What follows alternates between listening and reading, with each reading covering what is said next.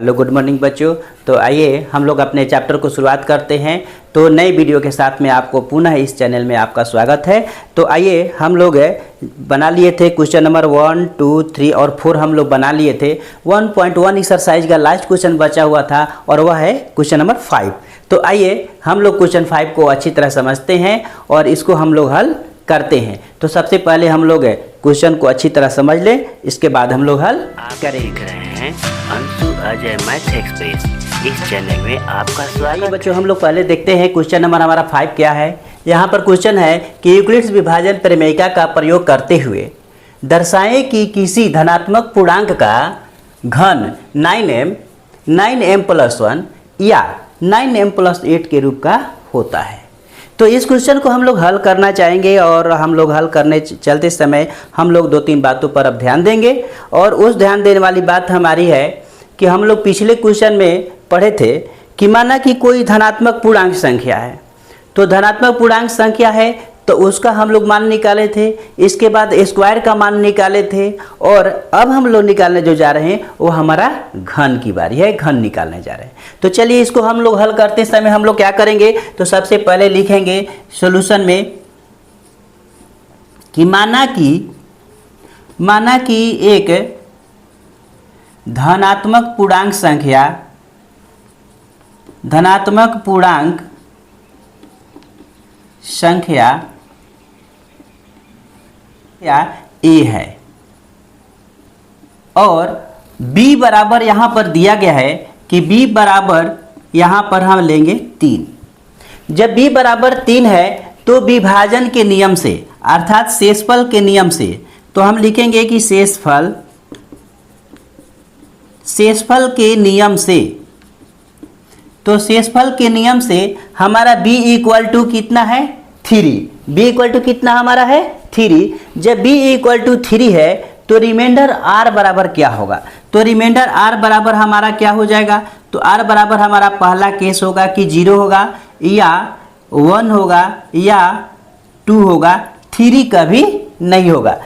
ध्यान दीजिए, आपको पिछले क्वेश्चन में बताया गया था कि यदि हम किसी भी संख्या से भाग देते हैं, जैसे 2 से भाग देते हैं तो रिमाइंडर हमारा क्या बचेगा, तो 0 और 1 बचेगा। 3 से भाग दे रहे हैं अभी हम लोग, तो 3 से भाग देंगे तो 0, 1 और 2 बचेगा।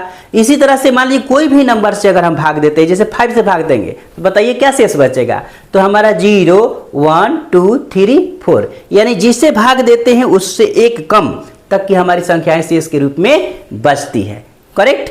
आइए हम लोग आगे अब देखते हैं। हमारे पास यहाँ पर इतने हमारे शेष के रूप में बचेंगे।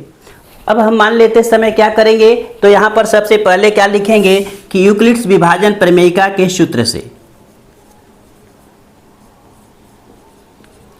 यूक्लिड्स विभाजन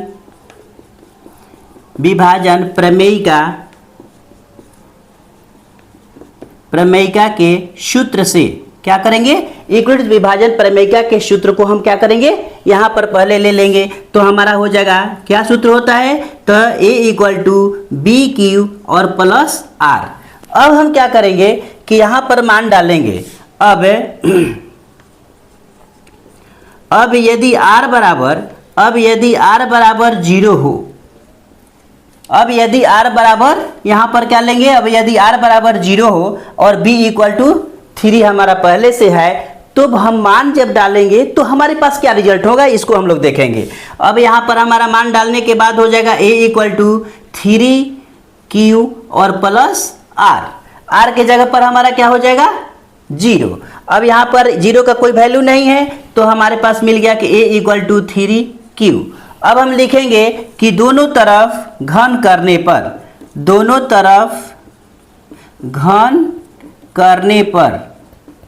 जब हम दोनों तरफ घन करते हैं तो क्या मिलेगा मेरे पास, तो अब हमारे पास मिल जाएगा यहाँ पर कि AQ और इधर हो जाएगा कि 3Q का होल क्यू। यहाँ पर AQ जेब का 13 रह गया और यहाँ पर हो गया 3 का Q, तो 3 3 जा 9 और 9 3 जा 27, तो हमारा हो गया कि 27 और Q का पावर Q। अब यहाँ पर हम क्या करेंगे, यहाँ पर हम इसमें से निकाल लेंगे 9, तब हमारे पास बच जाएगा कि 3 9 3 जा 27, तो 3 यहाँ पर और Q का हो गया पावर Q। और इसको हम लोग क्या लिखेंगे कि 9m। क्यों भाई? तो यहाँ पर हम लेंगे कि 3q के power q equal to m मान लिया गया, मान लिया गया। तो हमने मान लिया यहाँ पर कि 3aq जो है वह एक धनात्मक पूर्णांक है और धनात्मक पूर्णांक को हम मान लेते हैं कि m है। तो यदि वह m है तो यहाँ पर 9m का फॉर्म हमारे पास प्राप्त हो गया। इसके अगले मान r बराबर अगर क्या हो 1 हो, तो r बराबर 1 हो तो हम लोग कैसे हल करेंगे इसको हम लोग देखते हैं। अब हम लोग लिखेंगे यहाँ पर कि यदि r बराबर 1, यदि r इक्वल टू क्या हो 1 हो, तो r इक्वल टू जब 1 हो तब हम मान डालेंगे तो मिलेगा हमारे पास 1 इक्वल टू 3q और प्लस 1। हमारे पास a equal to 3q plus 1 का फॉर्म मिला। अब इसको हम क्या करेंगे कि दोनों तरफ घन करने पर, दोनों तरफ घन करने पर, दोनों तरफ घन करने पर हमारे पास मिल गया क्या चीज, यहाँ पर मिल गया aq और यहाँ पर मिल गया कि 3q प्लस 1 का होल क्यूब। अब यहाँ पर a प्लस बी का होल क्यूब का फार्मूला हो गया, तो a प्लस बी के होल क्यूब का फार्मूला हम लोग क्या करेंगे यूज करेंगे और यहाँ पर हम लिखेंगे। तो इस फार्मूला में हमारा क्या हो गया a क्यूब, तो a क्यूब के जगह पर हो गया कि 3q का हमारा क्यूब प्लस b क्यूब, तो b का क्यूब हो गया और plus 3ab, 3a square b, या हम लोग 3 यहाँ पर ऐसे भी प्रयोग कर सकते हैं कि 3ab, यहाँ दो फॉर्म है 3ab into a plus b, या दूसरा फार्मूला है कि 3a square b plus 3ab square. हम लोग इसी का प्रयोग यहाँ पर करेंगे। तो 3 का हो गया 3, a के जगह पर हो गया कि 3q का स्क्वायर और प्लस b के जगह पर हो गया हमारा 1, और इसके बाद में दूसरा फॉर्म जो हो गया वह हो गया 3 इंटू 3q और प्लस 1 का स्क्वायर इंटू 1 का स्क्वायर। तो हमारे पास हो गया देखिए a cube plus b cube 3a square b plus 3ab का स्क्वायर। अब हम लोग क्या करेंगे इसके अनुसार इसको हम लोग तोड़ देंगे। तो ये 3k का क्यूब हो गया, तो 3 3 जा 9, 9 3 जा 27, ये भी हो गया। तो 27q का होल क्यूब प्लस 1 का क्यूब करेंगे तो 1 ही होगा, और प्लस इसको हम लोग करेंगे तो 3 3 जा 9 और 3 जा 27, तो 27a क्यूब a स्क्वायर है यहाँ पर, तो स्क्वायर होगा, क्यूब नहीं स्क्वायर होगा।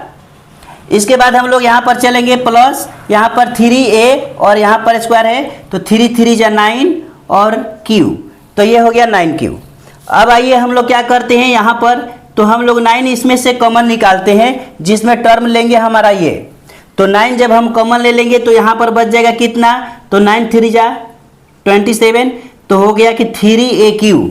अब इसमें से हम लेंगे तो क्या हो जाएगा, तो इसमें से हम जब 9 निकाल लेंगे तो बच जाएगा कि 3q का स्क्वायर प्लस, और इसमें से जब हम 9 निकाल लेंगे तो क्या बचेगा q, और यहाँ पर जो ये 1 है हम प्लस 1 यहाँ पर जो कहते हैं रख दिए।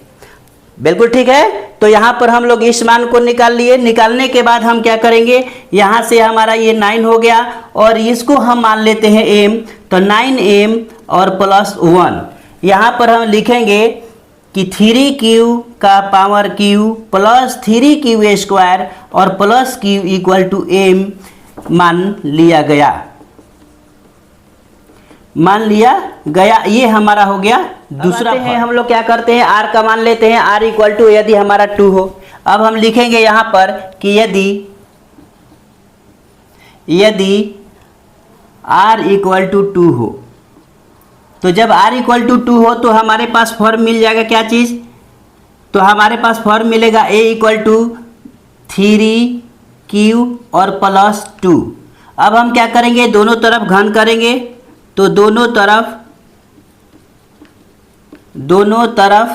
लिखेंगे कि दोनों तरफ घन करने पर, दोनों तरफ घन करने पर हमारे पास प्राप्त हो जाएगा aq, और यहाँ हो गया कि 3q प्लस 2 का होल क्यूब।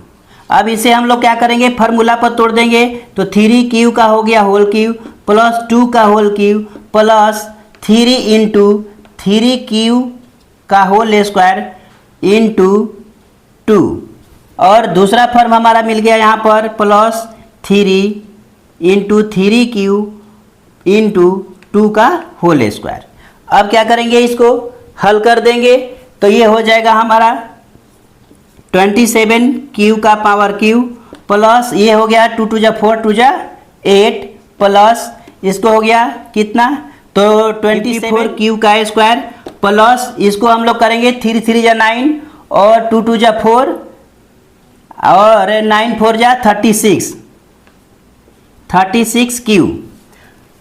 इसके बाद में हम लोग क्या करेंगे, अब इसका मान निकाल लेंगे, इसमें से भी 9 निकाल लिए तो हमारे पास यहाँ पर बच गया कितना, तो 9 3 27 3q के पावर q, इसमें से हम लोग निकाल देंगे 9 तो हो जाएगा हमारे पास 6q स्क्वायर, और इसमें से भी निकाल लेंगे तो हमारा हो गया कितना 4q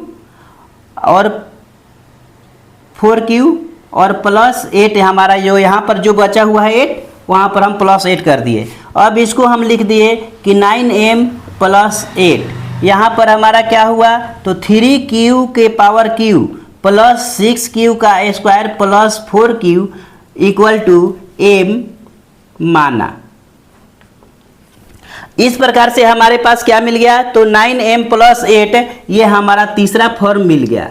हमारे पास 3 तरह का फॉर्म मिल गया, एक मिला 9m, दूसरा मिल गया हमारा यहाँ पर 9m प्लस 1 और तीसरा फॉर्म 9m प्लस 8 का रूप प्राप्त हुआ। इस प्रकार से हम कह सकते हैं कि किसी धनात्मक पूर्णांक संख्या का